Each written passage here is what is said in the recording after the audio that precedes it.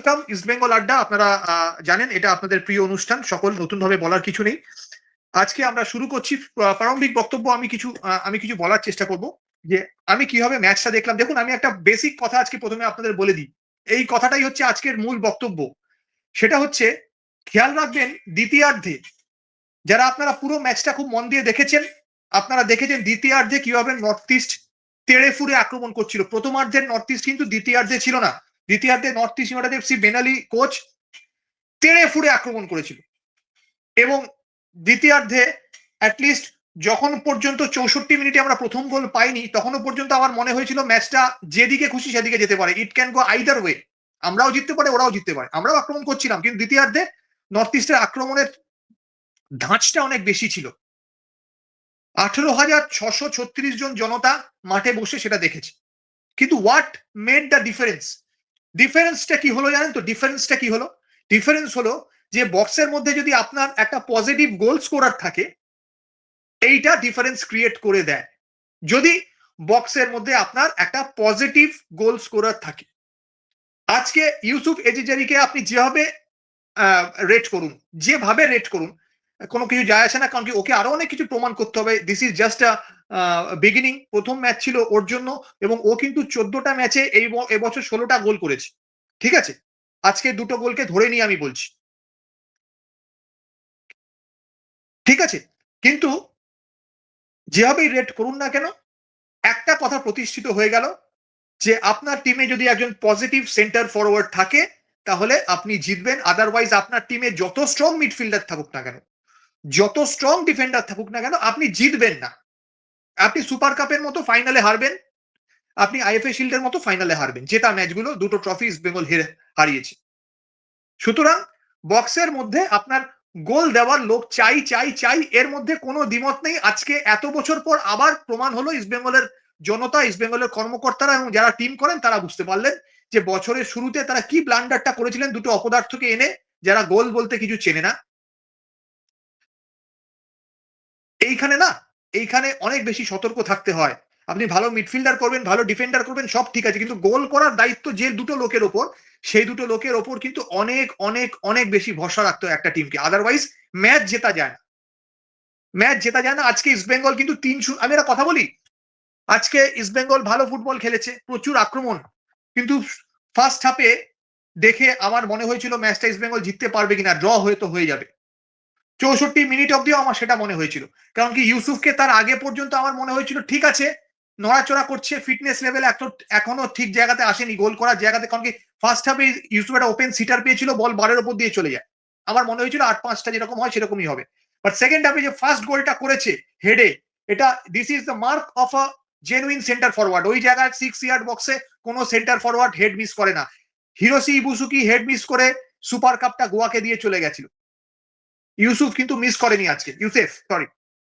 Second যে গোলটা করেছে, সুযোগ সন্ধানী স্ট্রাইকাররা ওখানে দাঁড়িয়ে থাকে। কালকে সেদিন দেখছিলেন, আমি এমবিএসসি খেলা দেখছিলাম, জিমি ম্যাকরাইন এরকম একটা সুযোগ সন্ধানী বল পেয়ে গোল করে চলে গেছে।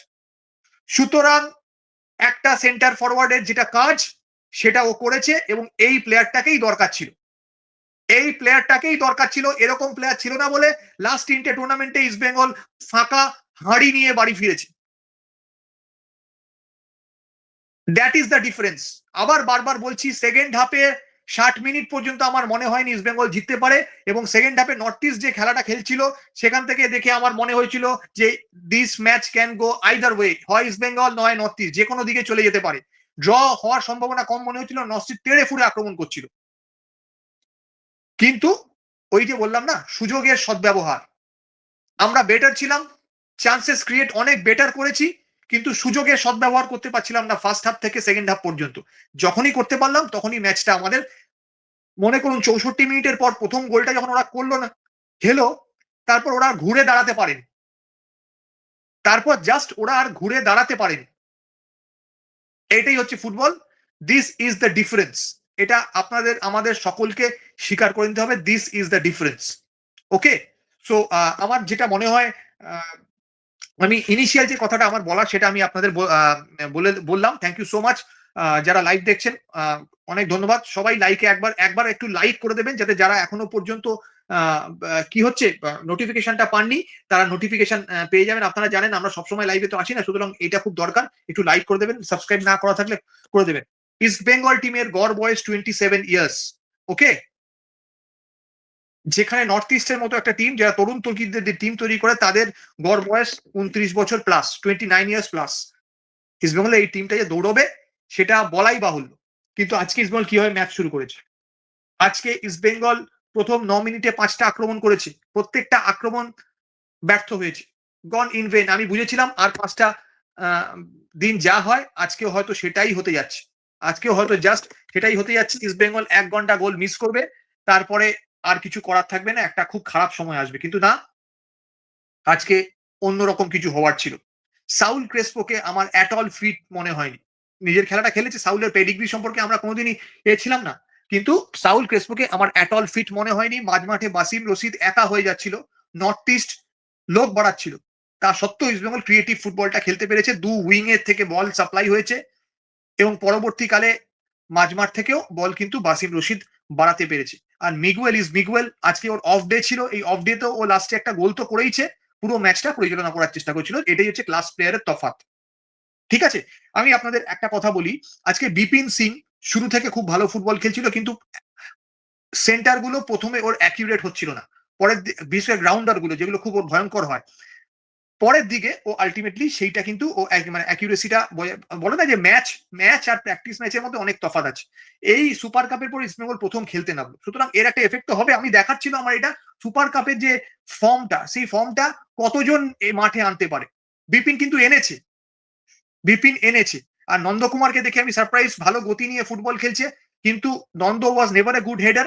বলটা যদি ঠিকঠাক মাথায় লাগতো তাহলে নন্দ গোল পেতে পারতো। বাট এনিওয়ে, আমি নন্দর খেলা অনেকদিন পর প্লেইং 11 পেলো, আমি মোটামুটি খুশি, আমি খুশি। কিন্তু পরবর্তীকালে পিভি বিষ্ণু অ্যানাদার জেম নেমে বুঝিয়ে দিয়েছে হোয়াট ইজ ক্লাস। এবং গোলগুলোর পিছনে বিষ্ণুর কিন্তু একটা ভূমিকা রয়েছে, গোলগুলো আমি ব্যাখ্যা করব। এবং আজকে এডমুন্ড লালরিন্ডিকা যদি একটু ঠিকঠাক বলটা পায়ে লাগাতে পারতো তাহলে কিন্তু 4-0 তো হতোই, এডমুন্ডেরও গোলটা হতো।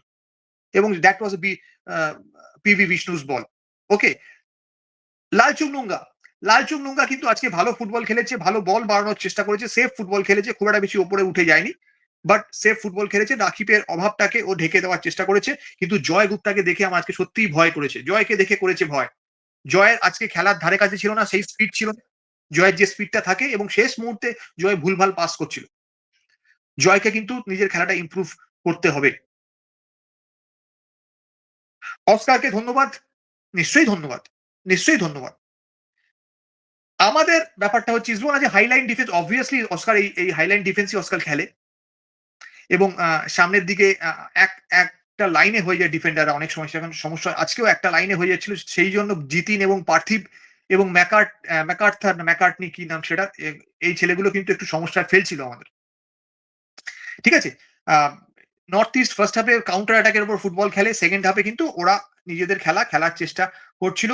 23 মিনিটের মাথায় প্রথমেই 5-6 মিনিটের মধ্যে ইউসুফ এজেজেরি যেভাবে শরীরটাকে মোচড় দিয়ে বল নিয়ে গোলের মুখে যাচ্ছিল, আমার মনে হয়েছিল এই প্লেয়ারটার মধ্যে কিছু আছে, শুরুতেই মনে হয়েছিল। কিন্তু স্টিল আমি বলবো এখনো তার ফিটনেসের সেই জায়গা সে নেই। ফিট হয়ে গেলে, ম্যাচ ফিট হয়ে গেলে কিন্তু আজকে মোটামুটি 90 মিনিট খেলিয়েছে কোচ ওকে। ম্যাচ ফিট হয়ে গেলে কিন্তু ও মোটামুটি আমাদের কাজে লাগতে পারে, প্রথম কথা। দ্বিতীয় কথা, আরেকটা যে বিষয়, বিফোর আই গো টু বিজয় দা, আমি আরেকটা যে বিষয় আমি বলতে চাই, যে না, হ্যাঁ, সেটা হচ্ছে যে